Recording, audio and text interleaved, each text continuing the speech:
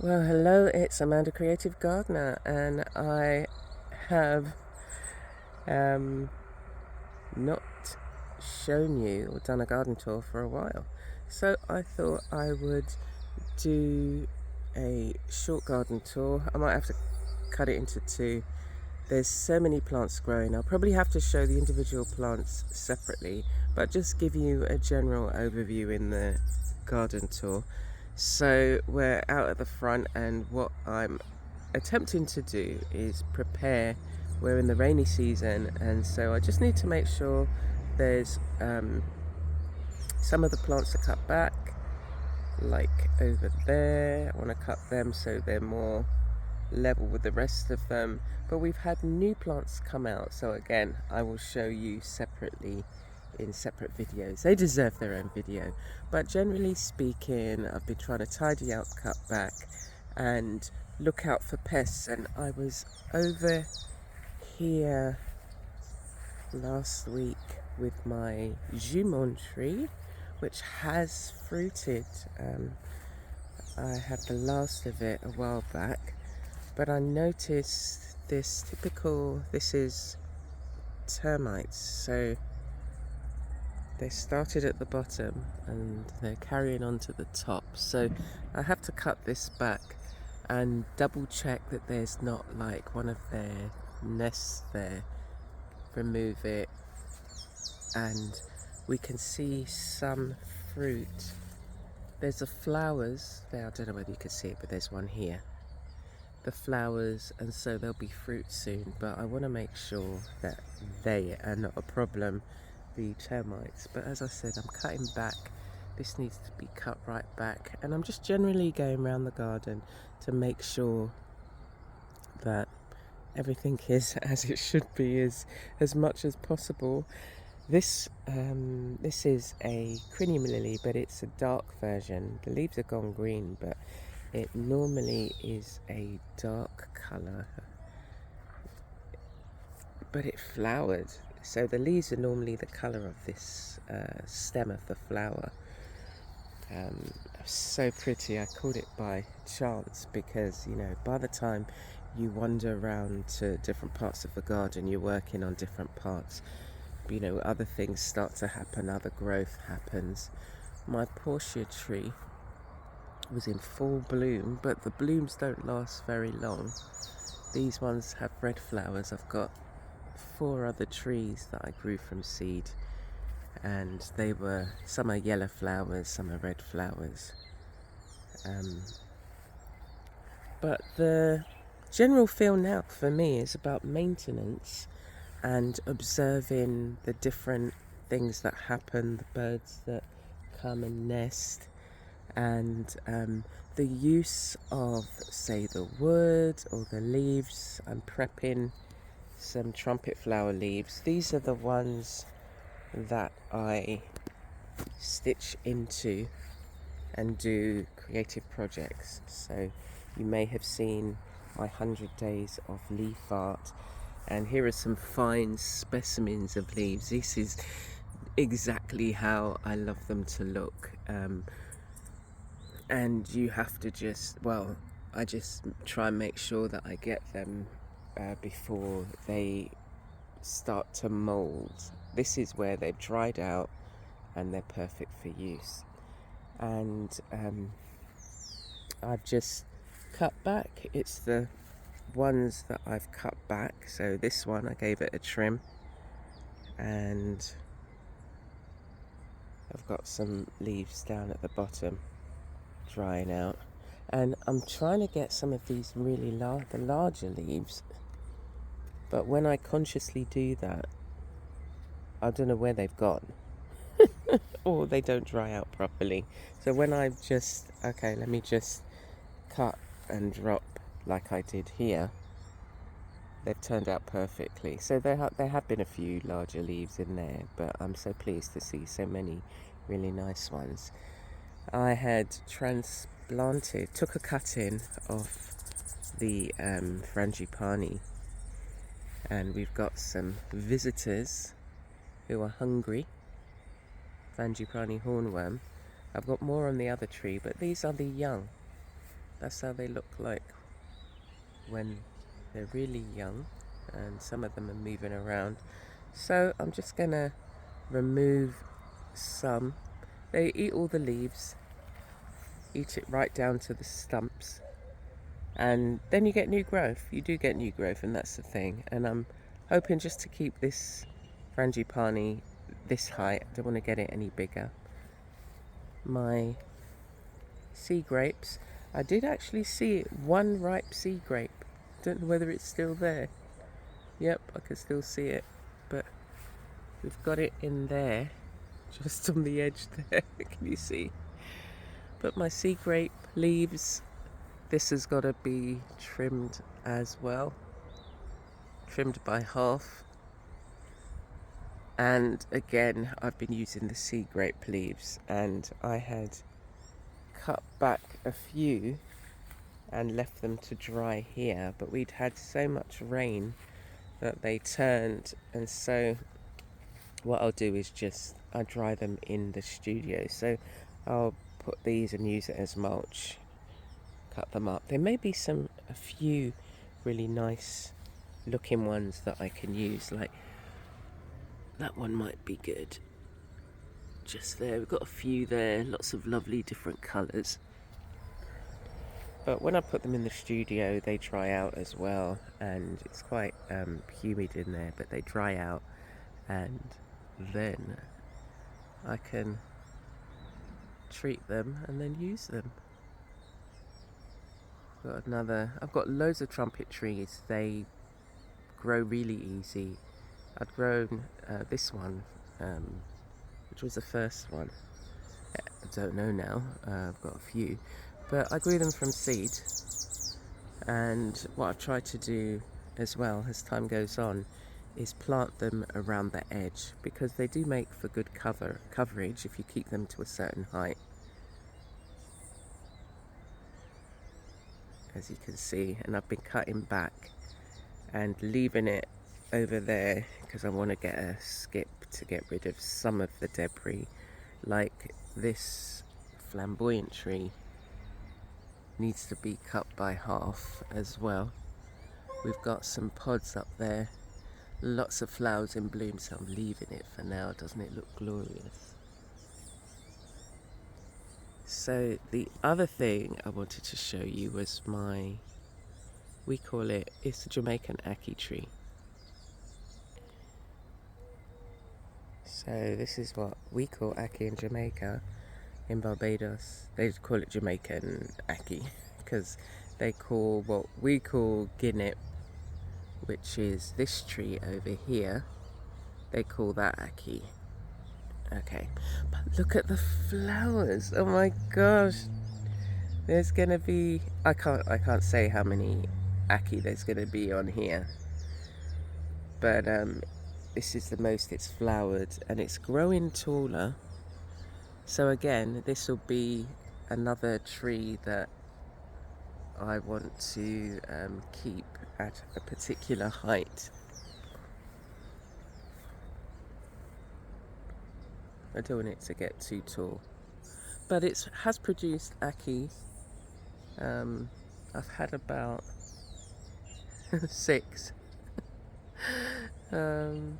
It started fruiting last year when it was smaller, and like that is an indication that the fruit are going to be there, but you never know what pest or animal's going to come, or sometimes all the flowers drop off. What that is up there looks like a wasp. But yeah, that's this side of the garden, and I'm growing around the edge as well the crinium lily.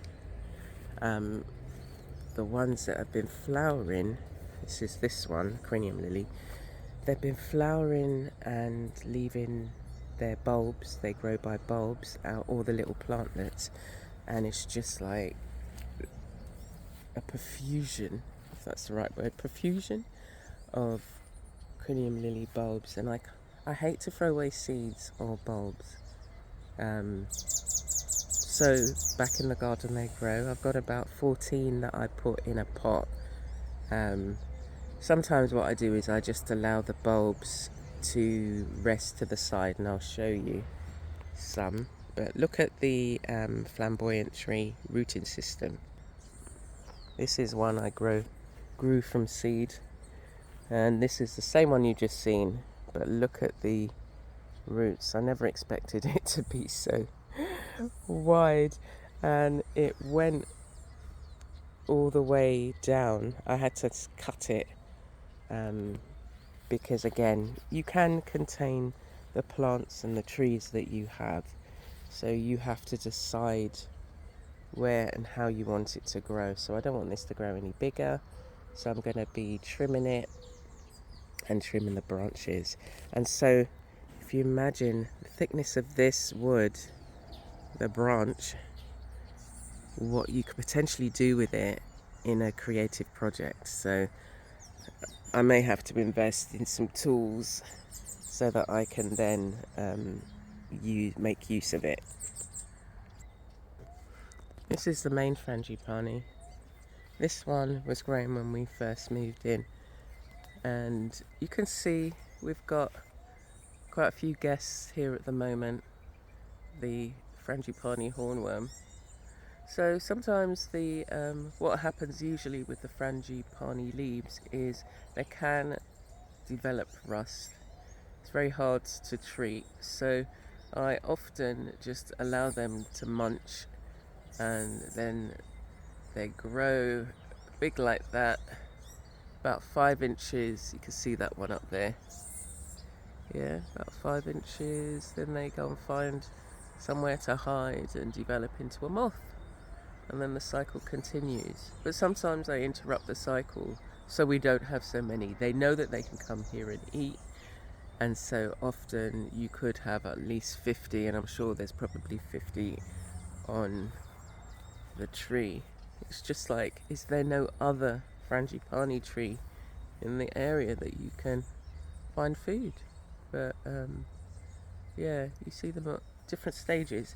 So I do leave some because the garden helper, which is the centipede, as long as it stays out of the house, the centipede is its predator, and you will see the sometimes you see the carcass of the frangipani hornworm because it's been eaten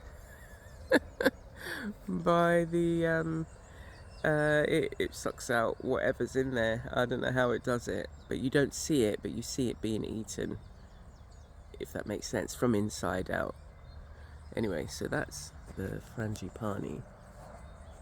I've also I'd been gifted over the years some palm trees, which I'll show you. They're in pots at the moment. I need to find somewhere to put them, but the birds just have been dropping the palm seeds, different palms. So we've got fan palm, the fishtail palm, yeah, there's about 4 different palms,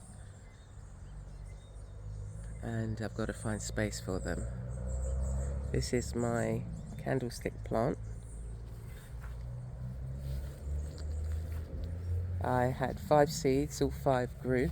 I had more than that, but 5 of the seeds grew, and I've put them in different spaces. We've got 2 here. I wasn't sure this was going to be a good spot, but this is the best one that's growing. And it's got some really lovely yellow flowers. My guanabana soursop tree. We had 14 fruit. I got 1. The rest were munched before I could pick them. And we got some others coming up.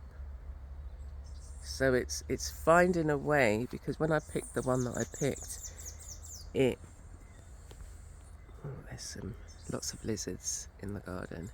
Yeah, when I picked the one that I picked, it took ages to ripen, and then only half of it was good. So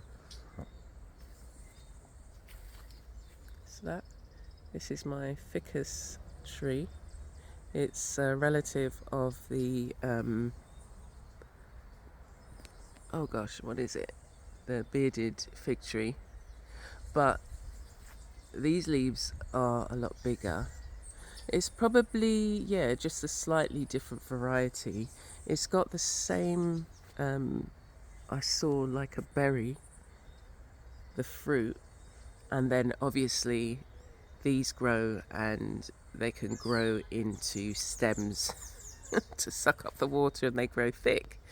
So if you go to, I've seen it in, there's a place called Heyman's, and if you go into their open deck, I think it is, you'll see the big trees and how they're starting to develop like that. But I've clipped them, and this is going to need to be trimmed again, because if you imagine, this is what it looks like at the, above ground. Imagine how extensive the roots are going to be, so I can't allow that to happen. But I've started cutting these, and I'll trim the tops of the tree. I'm just waiting to get a I'm waiting to get a pole saw, but I just noticed up there, can you see it, the bird's nest? So I have to wait until the bird hatches. I can maybe trim some of the other branches. And yeah, I'm not going to tow every bougainvillea. Now this is my prize specimen. I'll have to step back. Crinium lily, it's just like, this one is not the first one. The mother plant is elsewhere, but this was the daughter, the first one that I put here. And it's just, it loves it here. I've never seen the leaves so thick. It flowered, but it flowered on the other side. And so we've got bulbs coming from there. And I'll show you some other bulbs in case you haven't seen it. But yeah, it's grown some pups or baby out of the side. So I would just leave them. Generally speaking, sometimes they just grow, they can grow in a line, depending on, like this is not the plantlets are growing out of the side, as opposed to, oh no, there is one around the back. So I can't give you that explanation. But you can either remove them. If you leave them, they'll just grow there, which I don't mind. I wanted to maybe have a row of them along here. At the moment I've just got like the deadwood that I've dropped. It's a deadwood hedge, as we can see here. So what I've been doing is just taking cuttings of things and putting it elsewhere. So my henna plant, I've put a cutting here, and look how it's grown. So when you see the other one, it's just like, oh my gosh, it's so wild. But I'm keeping this at this height, so it's about 6 foot. But I use the leaves in dyeing fabric. You can, use it in henna on your hands or whatever. But I've been using it to dye fabric, and it's been really good. If I'm, I have to cut the leaves back anyway, so I'm just using it. And I'm still looking at some other things that can be done with it. Whether, you could use the leaves as a tea or whatever. But here are all of these are going to turn into seeds. I've not had much joy in planting the seeds. I have scattered the seeds all over the garden around the edges, but I've not seen, and this was like a few years ago, but I've not seen any joy from that. Some propagated by cutting pomegranates, and they've come up. We had some issues with some whiteflies, and I've cut quite a lot of the pomegranates I've had back. And here's another, it's an unknown, I know the name of it, Quadrilla indica, but it's it produces these long fruit, and when it opens up it's red inside, and it's like there's small seeds that propagate really well. So this one grew by itself, and again, you decide how tall you want the plants to grow. So I'm gonna have to cut that down, and also some of the neem that we've got growing here. Again, I'm using it as it's a secondary hedge, so I'll just keep them all at the same height. I haven't been able to do it yet this time round. Oh, this was another lovely plant that I don't know, it must have been a big bird that dropped the bulb because I think I don't even know how it happened. Just suddenly started coming up. I thought it was a different plant, and then I realised it was another version of the crinium lily.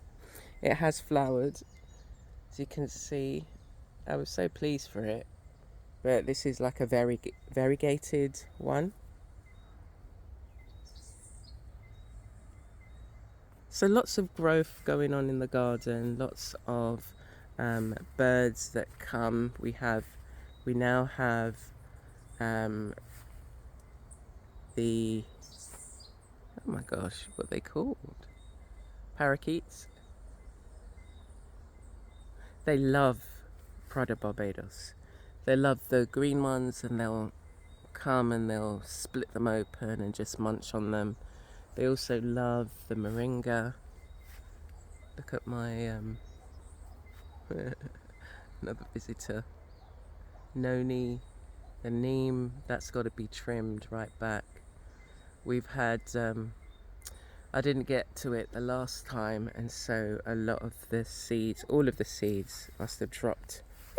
All of the seeds are dropped, and so they've been growing. So every now and again I come and I just pull up some. There's only so many neem trees you can have. I've got, as you saw, the smaller ones, and we've got two really large ones that, as I say, there's the other one that needs cutting back. But the garden is coming into its maturity now, and it's producing fruit. I had one mango from one of the trees, two actually. One of them, just before it was ripe, it was stolen by a monkey, and the other one, I picked it. It was just like, no, I'm gonna have you, but it wasn't ripe yet, and it didn't ripen nicely. The other, as I said, the Quadrilla indica grows really quickly, and I found when I cut them and put them like this, the birds come, and this is another kind of home for it, and that's really great. Here's another plant, I can't remember what it's called, but you can basket weave from it, and it's got some beautiful flowers that smell divine when they're out. And then once you get the seeds are kind of red, and you can potentially use it as a dye.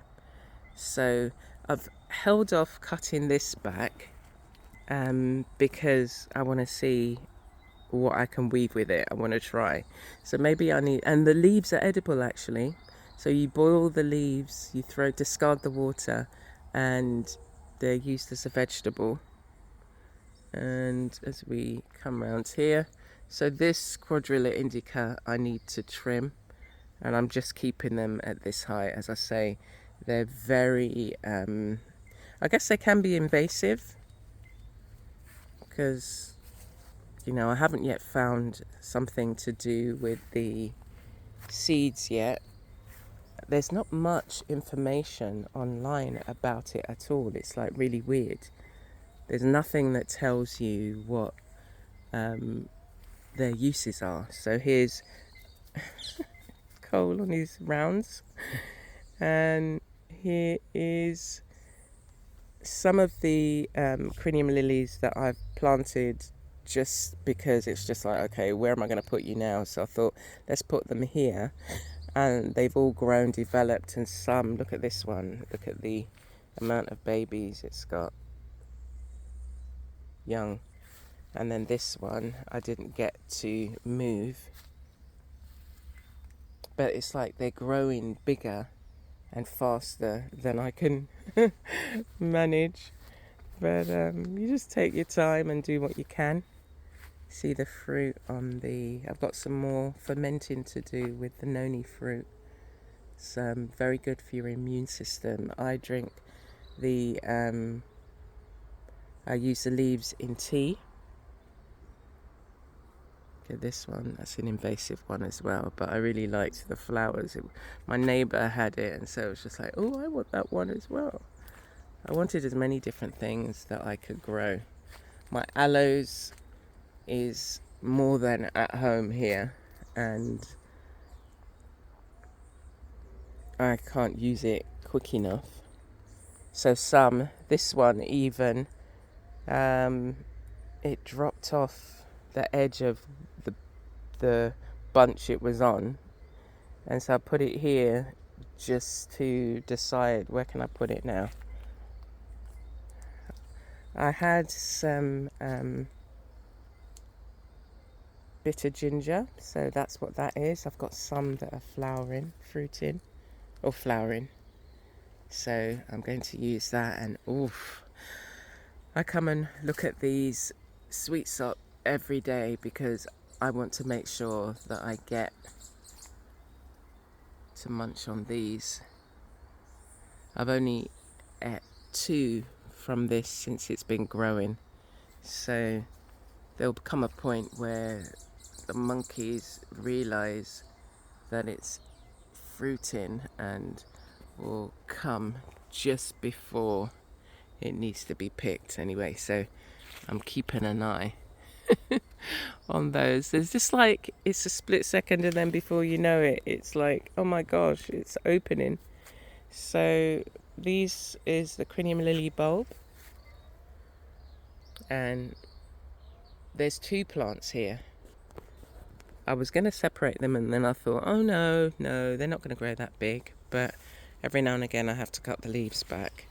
The thing with this is you cannot get any of its sap on your skin, the bulbs, the leaves, anything, because it's an irritant and it's poisonous.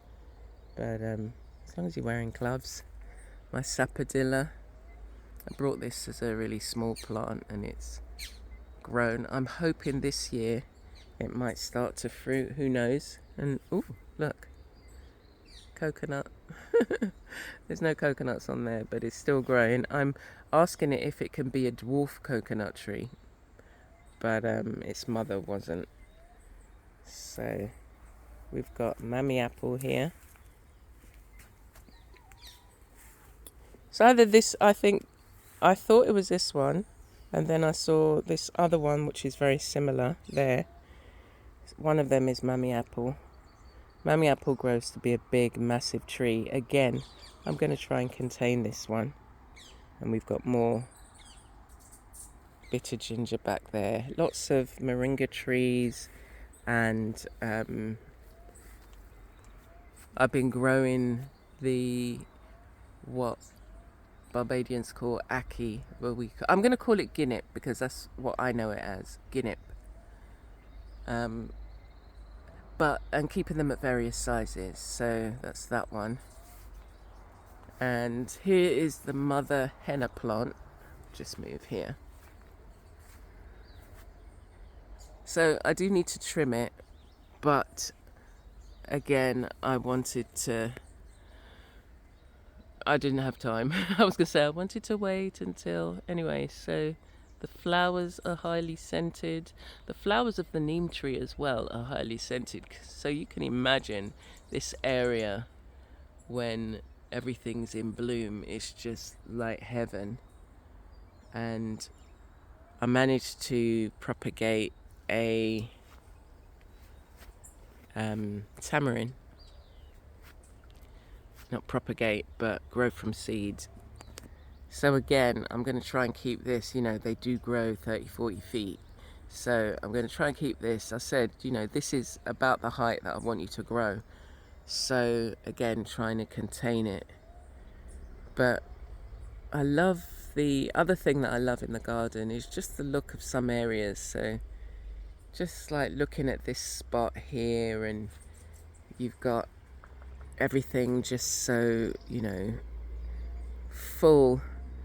And then where I'm standing here as well, you've got the scent of the henna plant, henna tree, and it's just so lovely. So I'm going to wrap it up in a minute. As I said, I had to do a part 2. I'll probably have to do a part 2 because there's just so much to see, and I'm sure you don't want to be but let me just show you the ginger lily that's growing. Right, so this area of the garden, there's more coverage in the trees and it does feel like a forest. And I come out here and often just stand or sit, and it's just a beautiful feeling, because if you imagine, all the trees are breathing out oxygen and breathing in CO2, and it's just a rich infusion of oxygen. But I wanted to show you, this is I called it a ginger lily before, but it's a bitter ginger, and it's now, that's the flower. I see these come out and they keep falling off, and then it's gonna slightly open up. But I got all of these from cuttings, and its rhizome looks like ginger, but it's called bitter ginger because it's probably bitter. I haven't actually tasted it, but I'm still exploring whether I can use the leaves in tea. Imagine, they're going to be infused with the flavour, and so it's going to actually be delicious as a tea. We've got some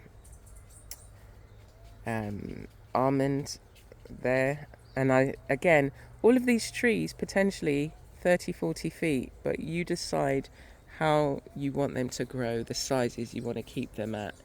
They don't have to grow really tall unless you really want them. So let's just come over here and do some forest bathing. Here's some more of the bitter ginger that's growing. walking into the cobwebs. I've told the spiders as well, look, just don't go across the beds. Find a tree or something and stay up there. But just take a breath in,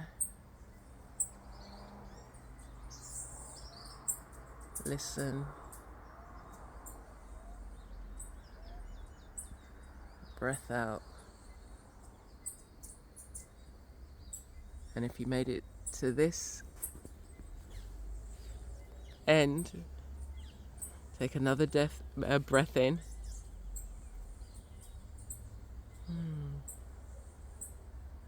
And breath out.